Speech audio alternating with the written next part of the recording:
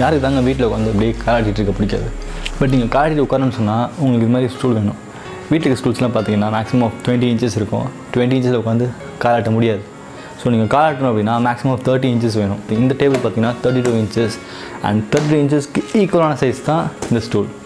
30 inchesல இருக்குது. வீக் டேஸில் ஜஸ்ட் ஒரு 4 hours ஒர்க் பண்ணிங்கனாலே ஈஸியாக பண்ணிடலாம். If you're new for my channel, please consider subscribing, guys. That will definitely motivate me to make more videos like this. And without any further ado, let's get into work and see how I made this easy DIY directed table. 2 inch timber மட்டும் தான் use பண்ணியிருக்கேன். 44 inchesல 2 piece வச்சுருக்கேன். 30 inchesல 2 piece வச்சுருக்கேன். And 14 inchesல 18 to 20 piece cut பண்ணி வச்சுருக்கேன். இந்த 3 பீஸில் உங்களுக்கு சைஸ் ரெடியாக இருந்துச்சு அப்படின்னா you can go ahead and do easy directed tool.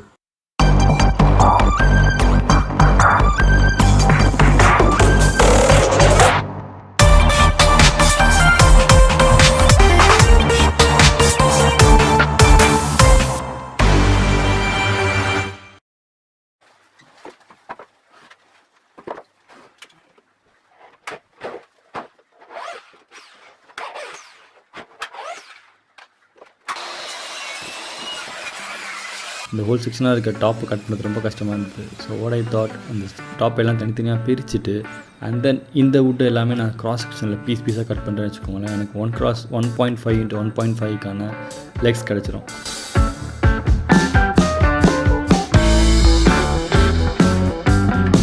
அந்த ஸ்க்ரூவெல்லாம் ரிமூவ் பண்ண உடனே இந்த ஒரு டாப் எல்லாம் தனித்தனியாக வந்துடுச்சு. அண்ட் தென் நான் 1.5 into 1.5க்கான லெக்ஸ் எல்லாம் கட் பண்ணேன்.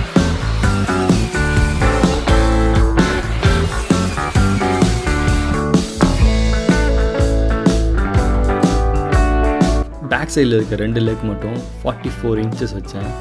அண்ட் தென் ஃப்ரண்ட்டில் இருக்கிறத 30 inches வச்சுட்டேன். ஏன்னா 30 inches தான் அவங்களோட seating position. 30 + 14 inches back rest கொடுத்தீங்கன்னா உங்களுக்கு 44 வரும்.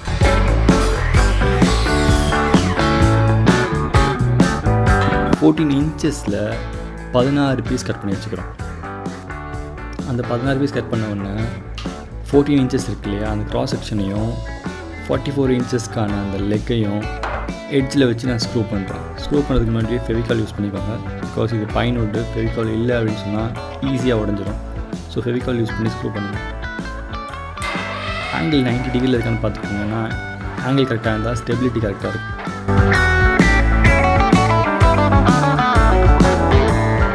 ஸோ அண்ட் தென் இந்த 44 inchesல பார்த்தீங்கன்னா நான் 30 inchesல கரெக்டாக ஒரு மார்க் பண்ணிவிட்டு அங்கே இந்த கிராஸ் செக்ஷன் நான் ஸ்க்ரூ பண்ணுவேன். ஏன்னா நம்ம ஃப்ரண்ட்டில் இருக்க லெக்ஸ் பார்த்தீங்கன்னா 30 inches.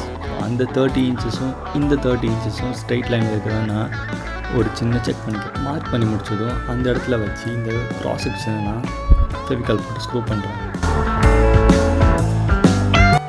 ஃப்ரண்ட்டில் இருக்க லெக்கு கண்டிப்பாக 30 inches தான் இருக்கும். ஸோ அதை பற்றின கவலை இல்லை. அந்த 30 inchesோட எக்ஸ்ட்ரீம் கார்னரில் வச்சு இந்த கிராஸ் செக்ஷன் ஸ்க்ரூ பண்ணினாலே ஆப்வியஸாக இந்த 44 inches லெக்கோட 30 inchesல வந்து நிற்கும். ஒன்ஸ் நான் ஸ்க்ரூயிங் பண்ணோன்னா ஒரு ஃப்ரேம் ரெடி ஆகிடுச்சு. ஸோ அதே ப்ரொசீஜர் தான் செகண்ட் ஃப்ரேமுக்கும்.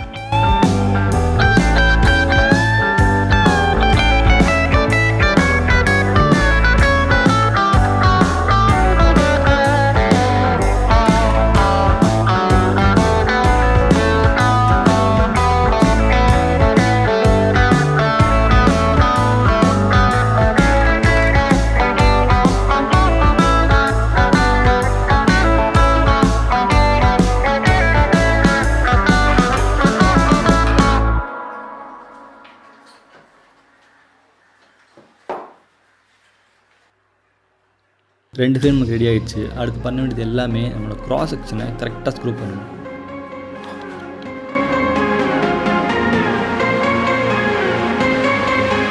எல்லா கார்னர்லேயும் வச்சு கிராஸ் செக்ஷனை ஸ்க்ரூ பண்ண வேண்டியது தான்.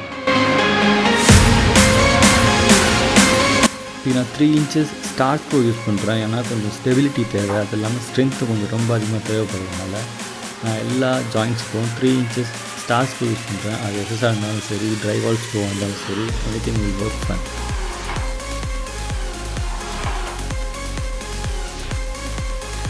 ஸோ எங்கெங்கெல்லாம் ஜங்ஷன்ஸ் இருக்கோ எல்லா இடத்துலையும் வச்சு நார்மல் ஸ்க்ரூவிங் தான், வேறு ஒரு மெத்தடும் கிடையாது. Normal screwing.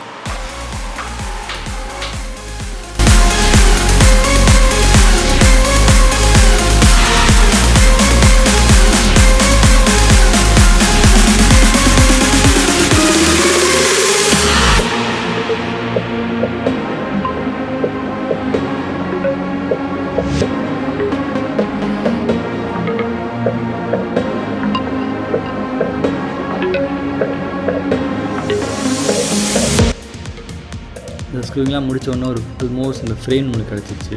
இந்த ஃப்ரேம் கிடச்சோடனே பேக் ரெஸ்ட் இருக்கு இல்லையா, ஸோ கொஞ்சம் இந்த லென்த்தாக செக்ஷன் தான் பேக் ரெஸ்ட்டு. ஸோ அங்கே பேக் ரெஸ்ட்டுக்காக நம்ம ஒரு சின்ன க்ராஸ் செக்ஷன் யூஸ் பண்ணுறோம். ஸோ இதுவுமே பார்த்திங்கன்னா 14 inches தான். எல்லா க்ராஸ் செக்ஷனுமே 14 inches மட்டும்தான். 3 inches ஸ்க்ரூ யூஸ் பண்ணி ட்ரில் பண்ணுறேன்.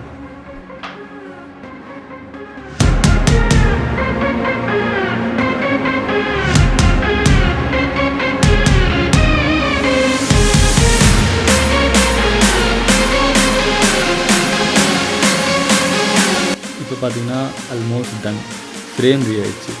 ஆனால் ஃப்ரேமுக்கு ஸ்ட்ரென்த் வேணும் இல்லையா, ஸோ ஸ்ட்ரென்த் கொடுக்கறதுக்காக நம்ம மிச்சம் இருக்க பிளேசஸில் எல்லாமே ஒரு 14 inches அதே மாதிரி க்ராஸ் செக்ஷன் வச்சு நல்லா ஸ்க்ரூ பண்ணுறோம். இப்போ எல்லா க்ராஸ் செக்ஷனையும் ஸ்க்ரூவிங் பண்ணுறது மட்டும் தான் வேலை.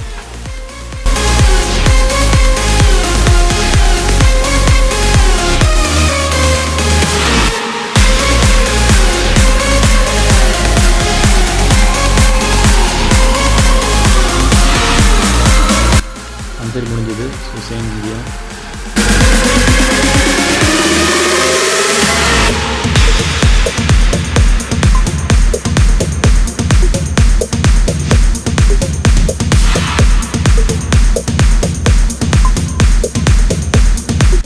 அண்ட் தென் சீட்டிங்க்கு இப்போ போகிறோம். சீட்டிங்க்கு பார்த்தீங்கன்னா ஒரு 2 க்ராஸ் செக்ஷன் மட்டும் இருந்தால் போதும்.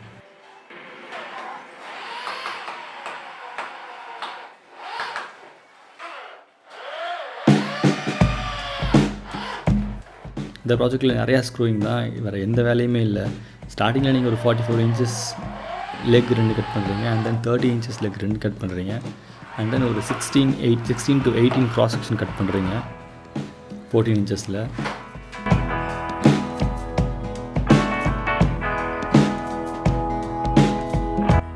அதுக்கப்புறம் நீங்கள் எல்லாமே ஜஸ்ட் ஸ்க்ரூவிங் மட்டும்தான். இது ரொம்ப ஈஸியான ப்ராஜெக்ட் இது. ஸோ உங்களுக்கு அந்த ஸ்டார்டிங்கில் பண்ண அந்த டேபிள் சால்வ் பண்ண பீசஸ்லாம் ரிப் பண்ண இல்லையா, அது நீங்கள் பண்ண வேண்டிய அவசியம் கிடையாது. ஏன்னா டேரெக்டாக நீங்கள் டிம்பரில் போய் 2 cross 2 கிட்டலாம் கிடச்சிடும் உங்களுக்கு.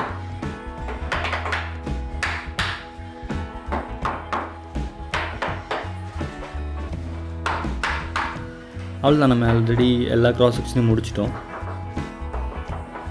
இதுக்கு நான் கொஷின் வைக்கலான்னு இருக்கேன்.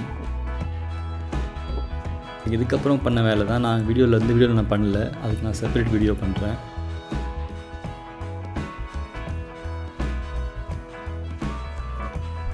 So this how it looks. இந்த விஷயம் முடிஞ்சோடனே பியூட்டிஃபுல்லான டைரக்டர்ஸ் டூல் நான் இதுக்கு பேர் வச்சுருக்கேன், ரெடி.